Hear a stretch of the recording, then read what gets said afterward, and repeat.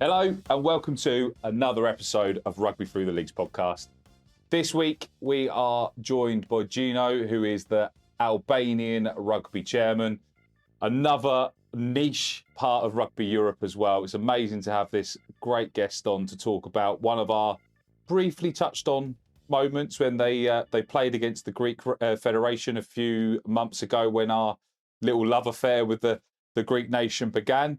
Xhino, really appreciate your time, mate. Thank you so much for coming on and can't wait to hear about all the good things and the exciting future that Albanian rugby have got as well. Firstly, thank you, Carl, for having me. Yeah, it's an exciting time, suffice it to say. And yeah, I appreciate it. We all appreciated this opportunity. As I'm sure you're aware, you just mentioned it, rugby is not very much well known in Albania, but we're trying there. Baby steps. Albania rugby, Yeah. You're not currently part of Rugby Europe. You're obviously part of, is that you're part of the World Rugby member as well. Obviously that's the main under with it being baby steps, etc. How long has the Albanian Federation sort of been going, for those that aren't aware? How long's rugby been official and how long has it potentially been under the radar in Albania? Rugby started in 2010, 2011 with a group of students from a local school here. Mariglen Nezai, Christo Chulafi, to name a few, Erlanda Bazi. I just want to mention them. They were fascinated with rugby just by YouTube videos, and then they started building from that. Then we started the first team in Tirana back in 2012. From then on, we started playing union against Kosovo, Montenegro. And yeah, we started just as a group of young men, young boys, students, basically, just doing something for fun. Whereas the federation, the official federation, has been official since 2024, recognized by our Olympic Committee and our Ministry of Sports. But we've been trying, we've been self-funded. A lot of the boys, myself, this sport is expensive. But it is what it is. It's for the love of the game. You just said there, Tirana, you've got a team there. Is that probably the most established club within Albania? Is that sort of the flagship? And is there much more of a gathering? Is there much more of a domestic scene? I think actually that is the most established club in Albania. It's the oldest club. It's the oldest running club. We've been basically through thick and thin with that club. We've traveled everywhere, at least in the region, in Serbia, in Montenegro, in Greece, everywhere we've gone, we've hosted so many teams, especially from the UK, funnily enough, and from Italy. We've hosted the Gentlemen of Albion, all sorts of teams. And actually, after September, we're hosting Nottingham Police Force. They're coming in October, and they're staying for a few days. So that's going to be something. Nice. And we're hosting the European Parliament rugby team in September.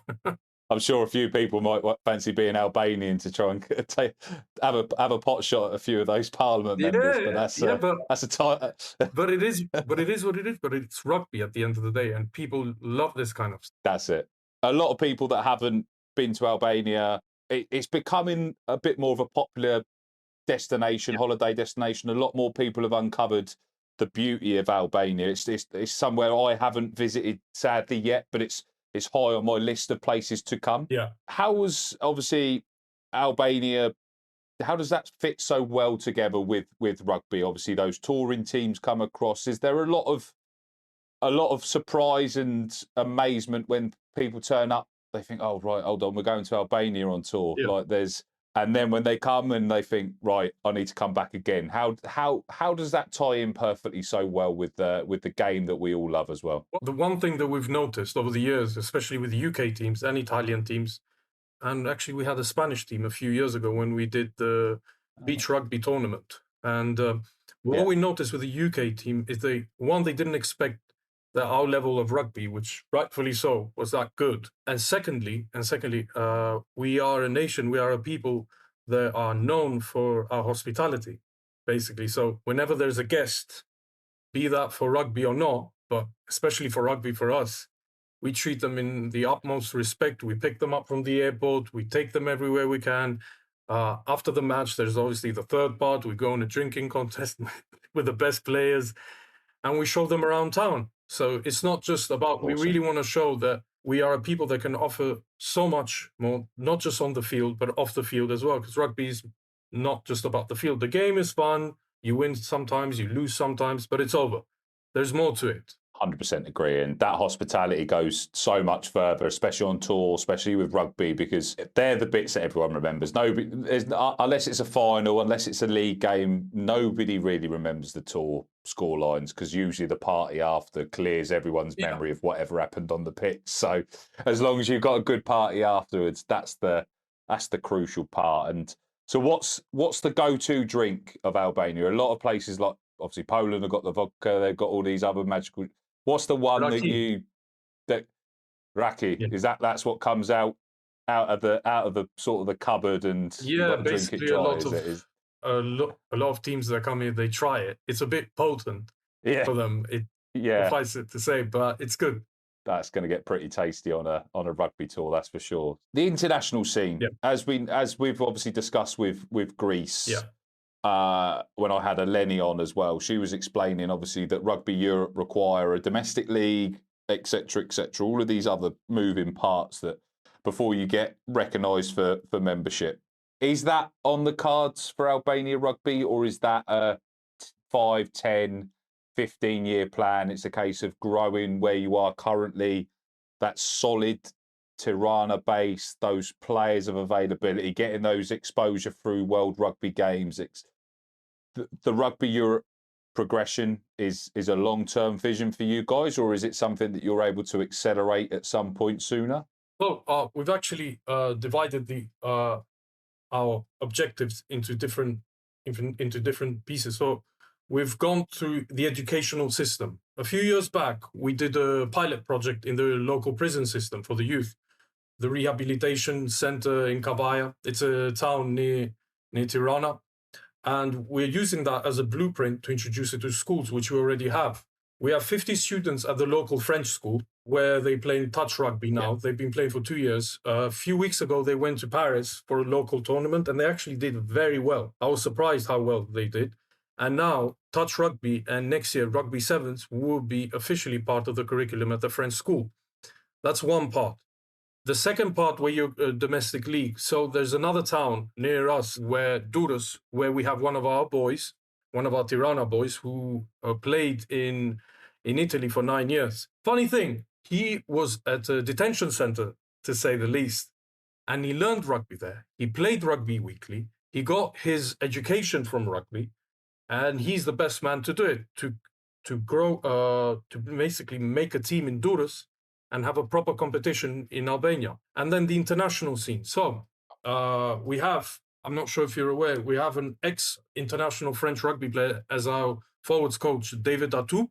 I got to know him at Bourgoin-Jallieu. We got talking, and he's a great guy, and now he's part of our team. That's one aspect. And speaking of France, Tirana is twinned with a team in Lyon, which we're going to tour in August. Another project is so as you know, our flag, it's a two-headed eagle, a black eagle. Now we contacted through a friend of mine, Nisa Rugby, which have just been promoted to Pro D2, and they have the black eagle as well. And we have a project with them to take our best players, our young players, to their camps, sort them out, see how good they are, how well. If they're good, they can stay. If not, they come back with a review. You do this, you do that. Rugby in Albania, in order to be successful, because we've tried this with Tirana, you have to give individuals an opportunity to grow in life. What I mean is, it's all good and gravy to say, I'm going to play for my local team. And that's fine. But we are a poor nation. As it pains me to say it, but it's the truth. You have to provide opportunities for people. Opportunities, what I mean is that perhaps if you're good enough and if you're serious enough about this sport, then you can go and play in another country. Even if it improves one life. That's exactly what we all do this. I coach under 14s, under 16s, under 18s, and I don't do it to make money. I just do it because if I can help change one player's aspect of life, as well as, because it's not just coaching them on the pitch. You sort of give them a guidance off the pitch, because not all of them have got a dad. Not all of them have got a full family circuit. Sometimes they just need another voice from a different bit, and just to see the successes and the highs and the lows and help those players become something different or make it a different decision that they might have done if they hadn't had that guidance. That's worth every second of sacrifice and effort that you put into it. It's 100% amazing. So how did such deep-rooted connections with France come through? Yeah, it's recently because a cousin of mine used to play for Paris Saint-Germain for the football club. And I asked him, could you please help us to get into contact with the French? And he said, sure, ask football guys, not the rugby guys. I got into contact with Pascal Papin, and the rest is history, basically. It's one thing led to another. Crazy, isn't it? It's not what you know, it's who you know sometimes. So obviously a lot of other players within Rugby Europe models, etc., have all go across into France to sort of get that option to become pro. And obviously Spain have now become pro effectively back internally with their centralised contracts, and a lot of people are able to use the France systems to do that. And obviously, by the sounds of it, you've got a lot of French players coming through at the school, and the French connection there as well. Does that make that whole system a lot easier to tie together? Yeah, you can it get does. Players to go here from there, and because the children at the school, they're relatively young still. But one of our players, he teaches there now. Twice a week, he teaches rugby full time. So that's 3 hours a week. He teaches rugby to 50 students, 48, sorry. Most of them are girls.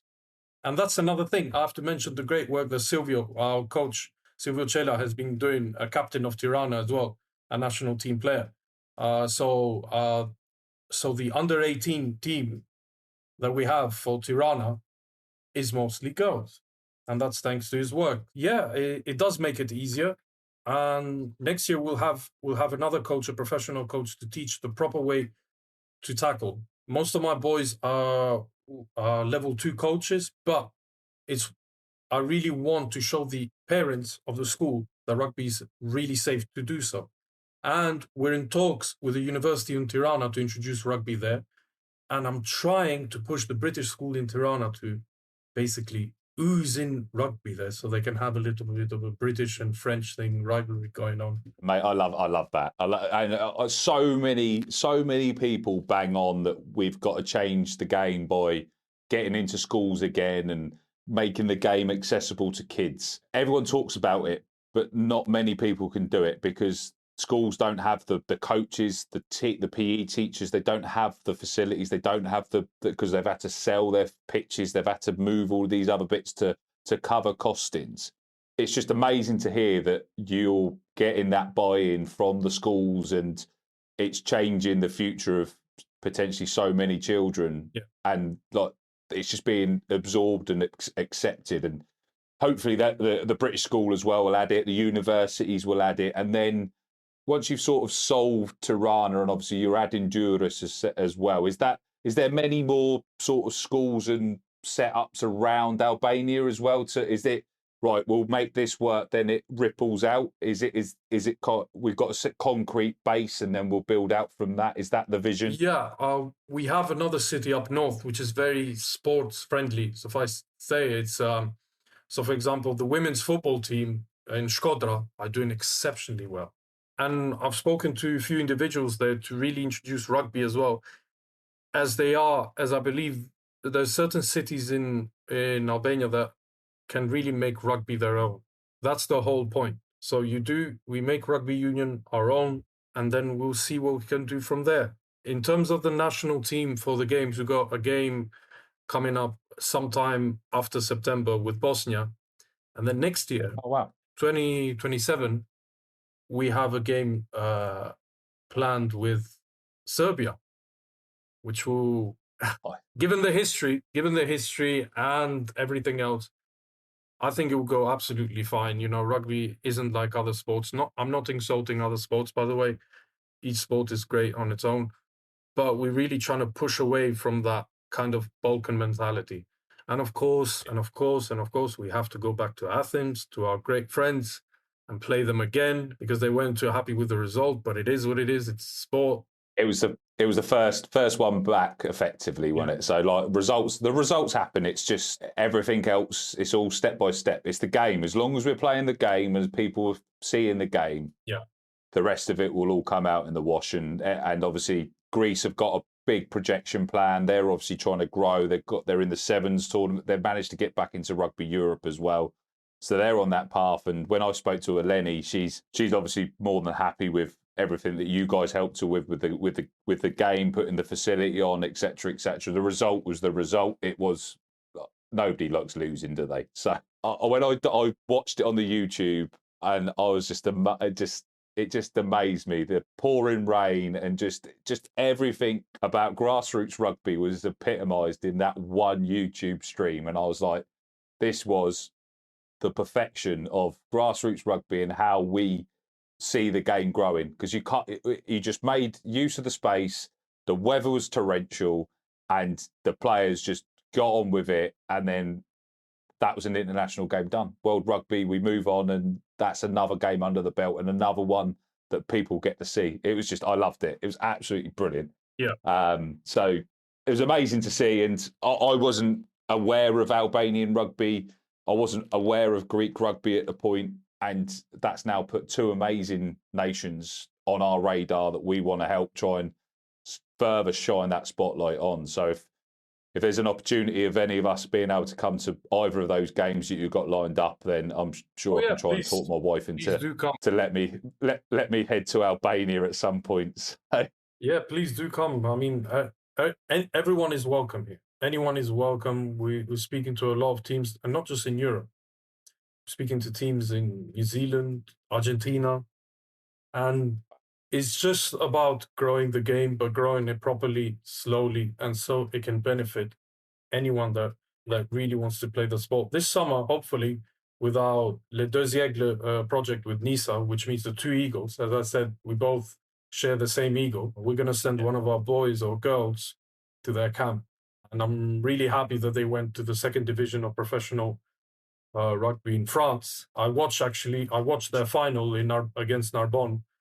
Outstanding piece of rugby. I don't know how Narbonne, but it is what it is. So yeah, I'm really looking forward to that. I really hope that we see this game, because I see the way football has grown in Albania, and I'm well aware that football here is basically a religion.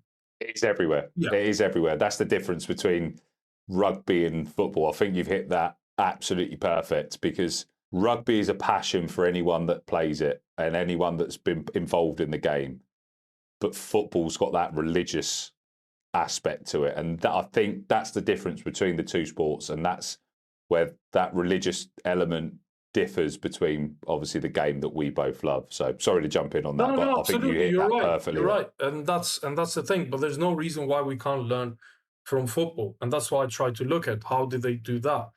Obviously, we have no way near the budget, and neither will we ever have. But there's no reason not to learn how they do things properly. And people in this country love football, and we try to use that to our advantage.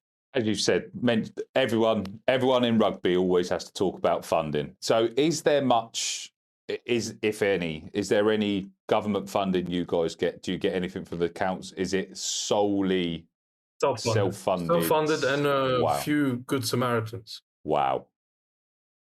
That's to get from what, in 12 years to 12, 14 years from when you sort of said that it sort of started to having a fully fledged... 2012, 2011, 2013, Tirana Rugby Club was officially established. So it's actually a bit more than that. It's like 14 years, and it's always been self-funded. Some people who could afford more gave more, but that's about it, really. We've had some sponsors, but it helps, but it doesn't really help. As I said, what I want rugby to become is self-sufficient.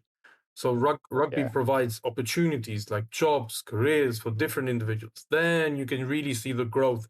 Then you can really pull individuals in that don't want to play. Not everyone wants to play it, but that doesn't mean that someone can become a coach or a referee. As you build that domestic scene, you need those referees, you need those physios, you need those coaches, you need those youth systems. So it becomes its own ecosystem. Yeah. And by the sounds of it, it's so fledgling as an international scene for yourself, as you said, for the last couple of years, 2-3 years as a fledgling international side, to have been backed with such an established club side. There's probably so many sleepless nights now when you figure, like, how are we going to get this? How's this going to? But what if you had to sit there and put a target on it? What would be your 5, your 10, and your 15-year milestone? At what at those steps would you class this as that's on track? That's a success. We've overachieved. How do you see those 5, 10, 15 years for Albania rugby? So I think, as I said, Rugby Europe is our primary target.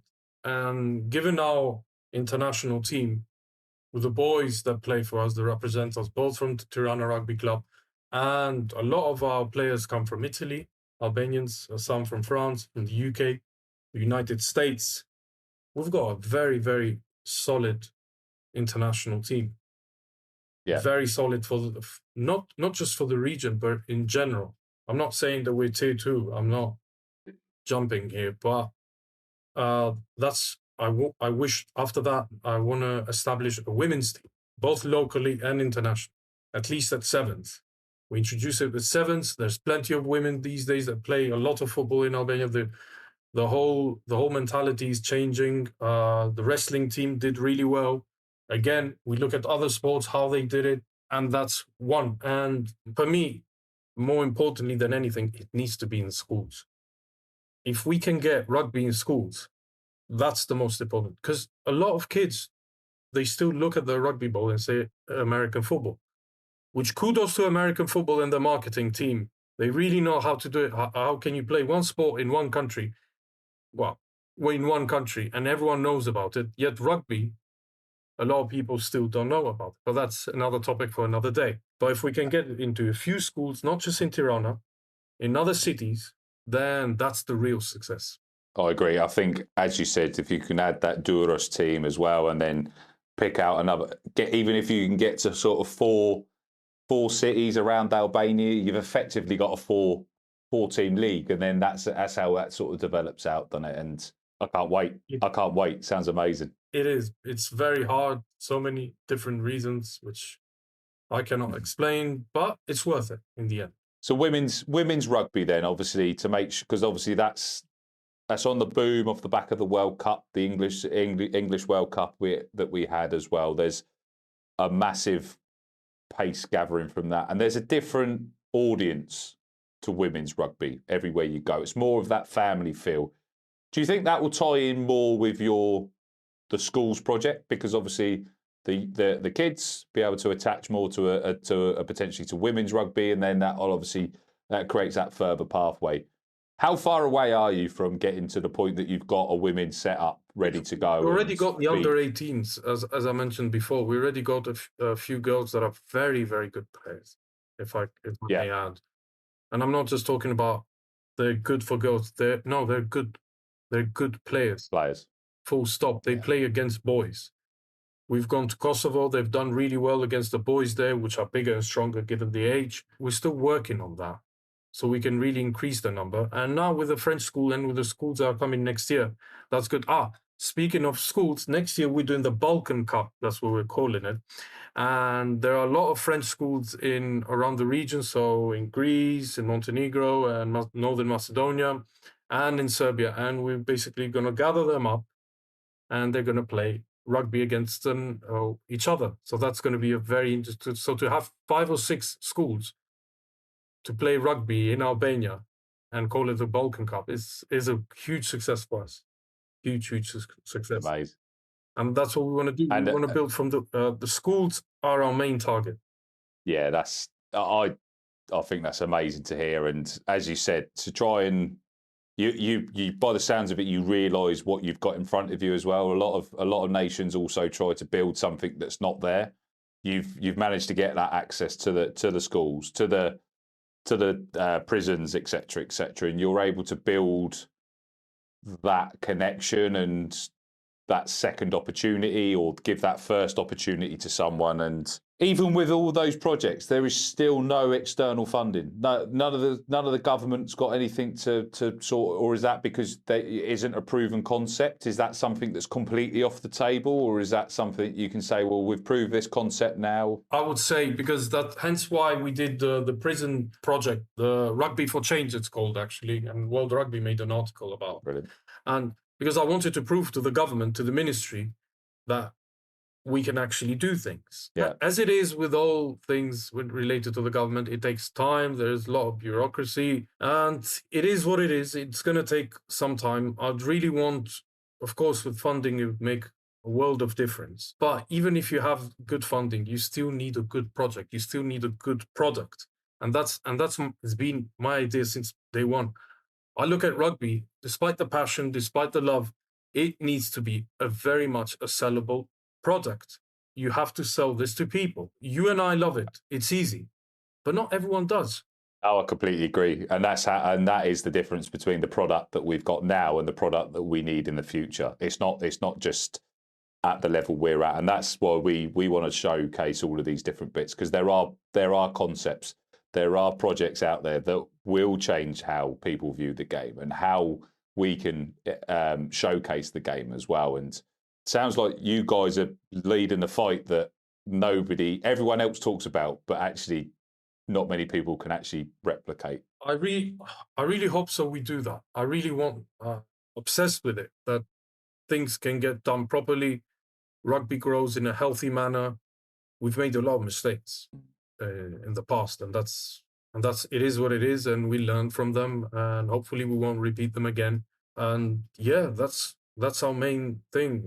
And not everyone takes us seriously, and which is fine. You have to prove yourself in life for people to take you seriously. But we really love this game just as much as the rugby nations, like the UK and France, New Zealand, Australia. And we're looking everywhere. We're looking at what previous nations and federations have made mistakes and what they've done right. Nations our sizes that are not got a very strong rugby background. But yeah, that's how you learn. That's how you learn. But I looked at a lot of articles, especially regarding grassroots sports. And that's the main thing.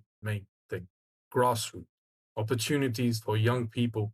I completely agree. I think a lot as a sport as well, we've potentially got to look towards the likes of gymnastics. But gymnastics, like in a lot of places, is one of the biggest, quickest growing sports at youth level. They've got waiting lists for people to join them, and they've somehow managed to capture that sign up, that obsession, but it's not commercialized. So we're at the other end of the scale with a game that we love. Rugby's got a core base, it's got that steady sign up, but we're not at that commercial element. And it's all a one big puzzle. When one person solves it, we'll hopefully all come out the other side of it more than happy, and we've got the game that we all love. You guys have also got a rugby league team as well. I know as a union podcast, etc., but I got sort of shown into the rugby league world. Obviously, I'm from the south of England. I'm not league orientated due to my geographical sense, but rugby league exposed myself and my under-16s team to a whole different level of game. Yeah. Like the fitness, the tackling, everything like that. Does all of your players play both codes? There are players who play both codes, actually. There is a team that plays league in Albania. Funnily enough, we used to be very close together as a group, but like all things in life, personal ambition and other nasty things got in the way. A sense of entitlement, suffice to say. So, but in terms of rugby league, the NRL is one thing, as I said, if you remember the product thing. You look at the NRL, how they do things, especially on grassroots. I'm not talking about the championship. I mean, the league, yeah. It's a great league, and that's it. But how they do things, especially in grassroots, it's astounding how they recruit players. That is something to be learned from. Of course, again, rugby there, whether it's rugby league or union, and Australian football is part of the culture. The oval sports are part of the culture. Here it's not. But you learn. You look at how things are done there, and you try and imitate to a certain extent or adapting to the culture here. And if not, you save it for another time. So where would you rank rugby in your level of sports in Albania? Because obviously football's probably got to be top. Like I'm over in Spain, rugby's maybe the fifth or sixth sport that everyone that would play. It might even be lower. You go across to England and it's probably dropped. Probably two. You got football, cricket. You probably rugby maybe third now. Like where does rugby sit in the tiers of Albania sport? It's very niche. It's still very niche. It's grown since we won our first match. Our biggest win was against Kosovo, 88-0. And then the same year we played Greece and we won again. And since then it's grown. A lot of people shown more interest, but it's still a niche sport. There's still a lot of people know about Tirana Rugby Club, but we're still growing. It's still very much not a lot of people know about it. But with good international games, good performances against strong teams, it will grow. That's the thing, international games, especially when Albania is playing. And that's why we're doing the Serbia game, because it does create a buzz. Yeah, that's a golden ticket to try and get people interested, even if it's just for the conversation. That's for sure. At least it hopefully gets more bums on seats. And thanks. Do you get much exposure on TV, in newspapers, stuff like that? Is there games? Yeah, especially against Greece, we got like I don't know how many hundreds of thousands of views and clicks for the win. It was people from all over the world, Albanians from the diaspora, looked at it, and I imagine the game with Serbia and some other nations, it would be even more because people are interested. Yeah, they're interested. They like rugby. I see a lot of people when they view it, they like the tenacity of it and everything. But it's one thing to like it, but it's another thing to stay. So it's another thing to play it as well. So you can get them to stay and you can get them to watch it. It's getting them to play it, and that's where the schools conversation comes back in, because that's the ones that we need. But we will get that. I honestly believe that we will get that with these games, with Tirana and the national team coming up. The Nottingham police force are not just coming here for a match. They're coming here to learn about Albania. They're coming in to stay a few days, not just a weekend. The EU parliamentary team is very important to us to show the government that the rugby is here. So this is how things work in this side of the world, basically. Sounds like you've got everything planned. It's just now it's the execution and stuff like that. So for those that don't know how to get hold of yourselves in Albania or how to make contact, just give us a little brief overview of where people can go and find the pages of Tirana or obviously Albania. And for those that want to come and have a game or come and see the amazing country that you guys have, where have they got to go? Where do they reach out? They can contact us on Tirana Rugby Club on social media and on Instagram, and the Albanian Rugby Federation, again, on social media. Instagram, they can contact us anytime, and we're open to host anyone. As I said, we pick them up from the airport, we take them to their accommodation, to their hotels, and we bring them to the field. We always rent a really good football field, so it's very clean, very tight. The one that we played against Greece, changing rooms, so people have fun. We really want, above all else, people to see us as people, firstly, us as a culture, and then see the rugby that we play, have a laugh afterwards, and they will always remember that we had such a great time in Albania. As I said, obviously, if I can find out some dates and try and get one in the diary, I will 100% do one for the channel to make sure that I can come over and showcase it with you, because I'm just as enthused when I found out about Greek rugby. Like I can't wait to showcase these little gems and the countries that are amazingly changing the face of rugby in a different way as well. Yeah. Like you guys have gone for the angle for for the schools, everyone talks about it, but you guys are living the dream by the sounds of it, and that sounds like it's going to get better and better every time. It is a dream, but sometimes it's hard. Honestly, it's hard. It's hard finding the field for the students because we have to rent a field for the kids. Yeah. We have to sort out the transport. We have to take them back, and it's hard. But the kids did really well. I'm so happy about that, Carl. They went to Paris. Yeah. There were a lot of teams, and I think they were like, I don't know, they did really, really well, and I was so impressed. I didn't think they would do that well. They're good kids, they're good players, but I thought, you're going to France, you expect, but it's good. It's good. It makes it worthwhile, and that's probably stories and a memory that they will take through all of their life as well. And all that coordination, all those sleepless nights, making sure that happened is worth it every second, I'm sure. Everything about this sport is worth it, even the bad bits. I agree. I agree. There is light at the end of the tunnel, and these little stories they make all of it worthwhile. I think that's probably the best note to end this on. Everyone, really appreciate your time. Thank you so much for joining us. For those that want to make sure you go and follow more about Albania rugby, go and reach out, go join the Instagram and follow Tirana as well. Reach out, go get a tour booked, go over there and see it for yourself. Don't just listen to what we've talked about. Go and actually experience it, because I 100% will be on my list to get out there, and I can't wait to be able to showcase that on the channel as well. Make sure you follow us along on YouTube, Instagram, everywhere as well, to make sure you keep sharing the pod and all the other streams that we do with Rugby TTL, and help us be able to showcase beautiful countries and amazing rugby stories like this as well. Thank you so much. Really appreciate your time, and we'll catch you soon.